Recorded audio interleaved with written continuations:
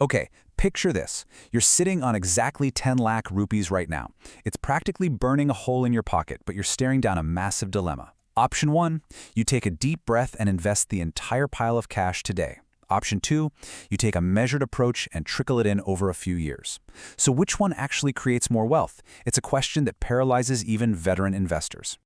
Welcome to this explainer. We're going to completely strip away the financial jargon today and mathematically pit two heavyweights against each other: SIP and lump sum investing.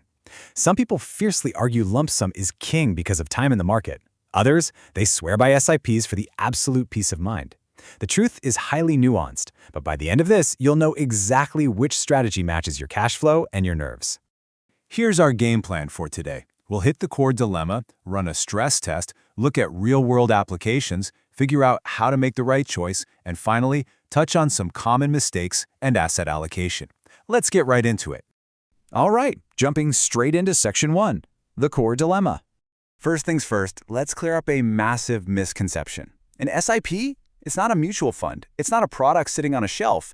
It's literally just a method. A systematic investment plan just means you're investing a set amount, say 10,000 rupees every single month, on autopilot.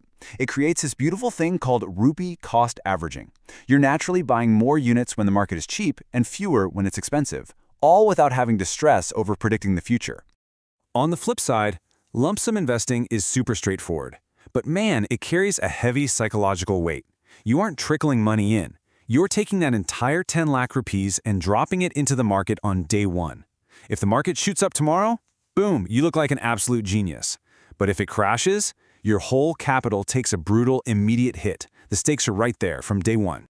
And honestly, that brings us to the absolute biggest difference between these two approaches. Investor A goes all in with a lump sum and immediately faces market timing anxiety. Investor B, they use an SIP to shield themselves from the fear of investing on the wrong day. Basically, an SIP minimizes your timing risk, while a lump sum maximizes the actual time your money sits in the market growing.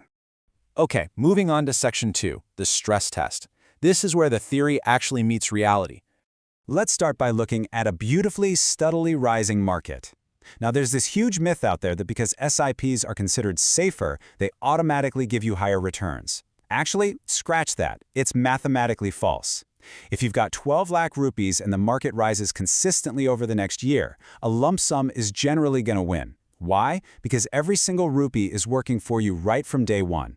With an SIP, your 12th installment is just sitting idle in a bank account for 11 months doing, well, nothing. Which brings us to that famous golden rule: in a rising market, time in the market beats timing the market. But let's be real, markets don't move in perfectly straight lines, do they? Suppose you confidently drop a 12 lakh lump sum today. A month later, some terrible global news hits and the market tanks 20%.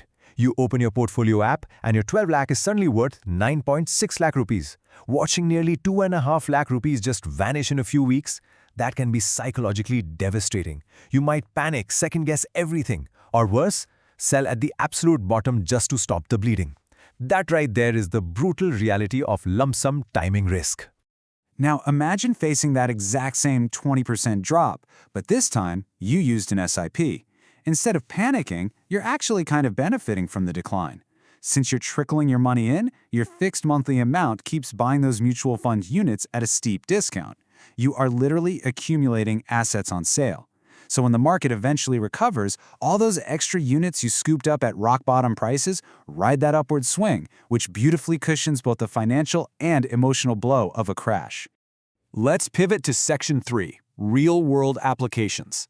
How does this play out with a regular salary versus a sudden windfall? Take a young professional pulling in, say, 70,000 rupees a month. They obviously don't have 10 lakhs sitting around to drop as a lump sum, and honestly, they absolutely shouldn't wait until they do. The magic here is just building the habit. Starting an SIP of $10,000 a month automates that wealth creation. But here's the real secret weapon, the step-up SIP. As that salary bumps up each year, they increase the SIP maybe to $11,000 in year 2 and $12,000 in year 3. That kind of continuous escalating discipline is insanely powerful over a multi-decade career. On the flip side, what if you sell some property and suddenly land a massive 20 lakh rupee windfall? You might know that mathematically a lump sum usually wins, but you're absolutely terrified of a market crash. The simple solution? Stagger it. Take that 20 lakh and slice it into 12 equal monthly chunks. It totally neutralizes your anxiety while still getting that capital deployed efficiently. Which brings us right to Section 4, making the right choice and finding exactly what fits your life. When you compare these factors head-to-head, you'll see that neither method is universally better. They literally just solve different problems. If your money comes from a regular paycheck, an SIP is your natural go-to. It forces discipline and keeps emotional stress low. But if you're sitting on a large surplus of cash, a lump sum makes sense, assuming you've got the emotional stomach to ignore short-term dips. It's all about aligning the hard math with your own personal psychology. So if you want to resolve your own investment anxiety right now, just ask yourself these 3 clarifying questions. Number 1, how did I get the money? A salary points to an SIP, a windfall points to a lump sum, or a staggered approach. Number 2, how long can I stay invested? If you need this cash in 2 years, please, neither an equity SIP nor an equity lump sum is safe. But if it's for a retirement 20 years away, you've got tremendous flexibility. And finally, number 3, how comfortable am I with a sudden market fall? If a temporary 20% drop is going to make you lose sleep and panic sell, do not invest a lump sum. Use a staggered approach to protect yourself from your own emotions. All right, let's wrap this up with Section 5, Mistakes and the Ultimate Truth. Here's the biggest plot twist of this whole debate. No matter which path you take, behavioral mistakes will absolutely destroy your wealth. Don't sit around waiting for the perfect market bottom to deploy a lump sum because, spoiler alert, nobody actually knows when that is. And whatever you do, do not pause your SIP just because the market gets a little bumpy. That completely ruins your rupee cost averaging. Remember, an SIP reduces timing risk, but it definitely does not eliminate market risk. If the stock market goes down, your portfolio value is still going to go down. Ultimately, obsessing over SIP versus lump sum is just a massive distraction from what actually matters: asset allocation. Running an SIP into a fundamentally terrible investment doesn't magically make it a good one.